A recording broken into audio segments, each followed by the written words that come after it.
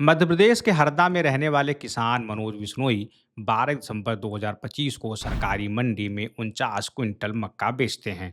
इसके बदले उन्हें मिलते हैं 74,460 रुपये, जबकि मक्के का सरकारी रेट यानी न्यूनतम समर्थन मूल्य 2400 रुपये प्रति क्विंटल है। लेकिन मनोज को मंडी में 2400 नहीं, सिर्फ 1497 रुपये प्रति क्विंटल मिलते हैं। यानी एक ही दिन में करीब 44,000 रुपये का सीधा नुकसान हुआ। अब सोचिए, जब सरकारी मंडी में सरकारी एमएसपी के बावजूद यह हाल है तो आगे क्या होने वाला है। भारत और अमेरिका के नए व्यापारिक समझौते को लेकर जो दावे सामने आ रहे हैं, अगर वे सच साबित हुए तो मनोज जैसे देश के लाखों किसान और लाखों डेयरी उत्पादक एक बड़े संकट में फंस सकते हैं।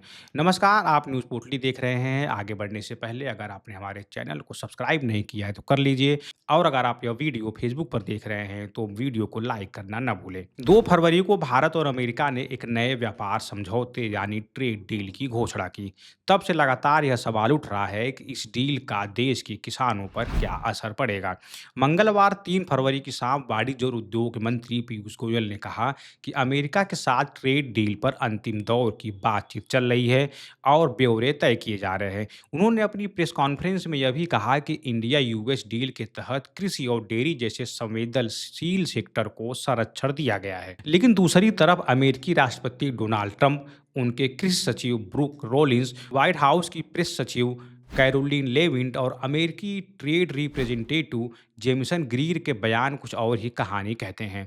इन दावों पर भी बात करना जरूरी है। अगर अमेरिकी दावों को सच मान लिया जाए तो यह ट्रेड डील भारत के बाजार को खोलने और अमेरिकी कृषि को फायदा पहुंचाने पर केंद्रित है। डील के तहत भारत अपने कई उत्पादों पर 0% टैरिफ करेगा। इनमें सीधे तौर पर खेती से जुड़ी चीजें शामिल हैं, जैसे ड्राई फ्रूट, फल, सब्जियां और उनसे जुड़ी पूरी सप्लाई चेन। यानी अमेरिकी कृषि उत्पाद बिना किसी शुल्क के भारतीय बाजार में आएंगे। औद्योगिक सामानों पर भारत अभी औसतन 13.5% टैरिफ लगाता है। इसी भी खत्म किया जा सकता है। इसके अलावा भारत कृषि उत्पादों, मैन्युफैक्चर्ड सामानों, रसायनों और मेडिकल उपकरणों पर भी टैरिफ घटा सकता है। साथ ही भारत अमेरिका से तेल, गैस और प्रोपेन खरीद सकता है। दूसरी तरफ अमेरिका भारत पर 18% टैरिफ लगाए रखेगा, जबकि भारत अमेरिका पर 0% टैरिफ करेगा। अमेरिकी कृषि सचिव ब्रूक रोलिंस ने साफ कहा है कि भारत की बड़ी और बढ़ती आबादी अमेरिकी किसानों के लिए एक अहम बाजार है। उनके मुताबिक इस डील से अमेरिकी किसानों के उत्पाद भारत में ज़्यादा बिकेंगे और इससे अमेरिका के ग्रामीण इलाकों में पैसा पहुंचेगा। वहीं व्हाइट हाउस का दावा है कि यह डील अमेरिका फर्स्ट नीति की जीत है। डोनाल्ड ट्रंप पहले ही कह चुके हैं कि भारत अमेरिका से करीब 500 अरब डॉलर के ऊर्जा, तकनीक और कृषि उत्पाद खरीदेगा। अमेरिकी प्रशासन के शब्दों में यह डील अमेरिका की जीत है। लेकिन इसका दूसरा पहलू यह भी है कि भारत का कुल सालाना अमेरिकी आयात अभी 50 अरब डॉलर से भी कम है। तो सवाल यह भी उठता है कि क्या यह दावा सच हो सकता है? क्या 50 अरब का आंकड़ा अचानक 500 अरब तक पहुंच सकता है? अब यह समझना जरूरी है कि ट्रंप और उनकी सरकार इस ट्रेड डील में कृषि क्षेत्र को लेकर इतनी आक्रामक क्यों है। 2024 के चुनाव के दौरान अमेरिकी कृषि क्षेत्र का एक बड़ा हिस्सा ट्रंप के साथ खड़ा दिखा।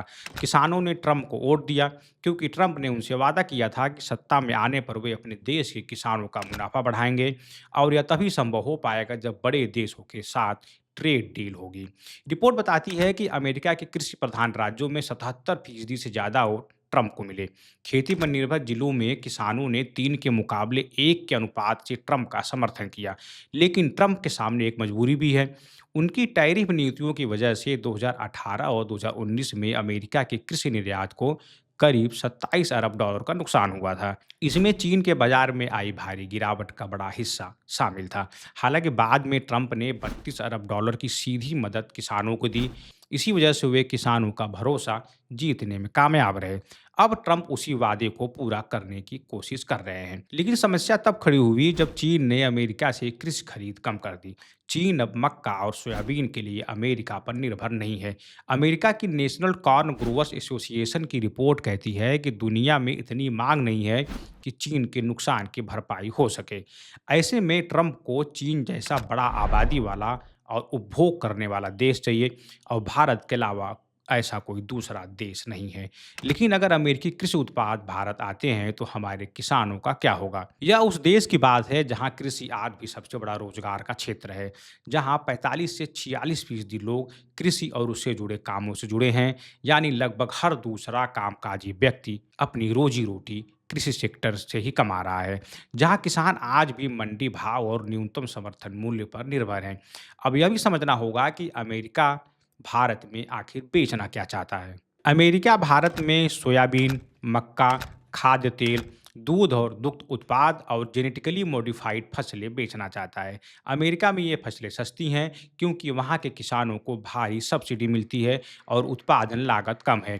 अगर वही सस्ते उत्पाद भारत की मंडियों में आए तो पहले से ही कीमत के लिए जूझ रहे भारतीय किसानों के सामने नई मुसीबत खड़ी हो सकती है। देश के डेयरी सेक्टर पर इसका असर और भी खतरनाक हो सकता है, क्योंकि भारत का डेयरी सेक्टर छोटे और सीमांत किसानों के भरोसे चलता है।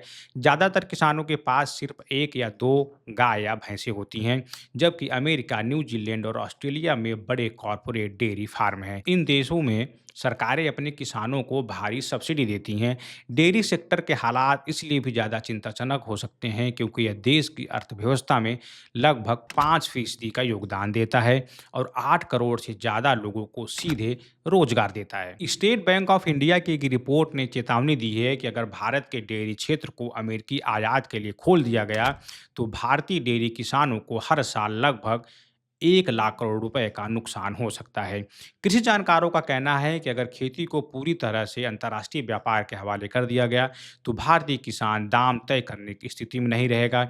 एमएसपी कमजोर पड़ेगी, मंडी व्यवस्था टूटेगी, किसान उत्पादन तो करेगा लेकिन उसकी कमाई लगातार घटती चली जाएगी। तो सवाल सिर्फ अमेरिका और भारत की ट्रेड डील का नहीं है, सवाल मनोज बिश्नोई का है, सवाल उस किसान का है जो सरकारी मंडी में फसल बेचकर भी घाटे में लौटता है। अगर आज भी एमएसपी के रहते किसान को सही कीमत नहीं मिल रही है तो कल खुले बाजार में उसकी हालत क्या होगी। वीडियो पसंद आया हो तो उसे आगे जरूर बढ़ाइएगा। धन्यवाद।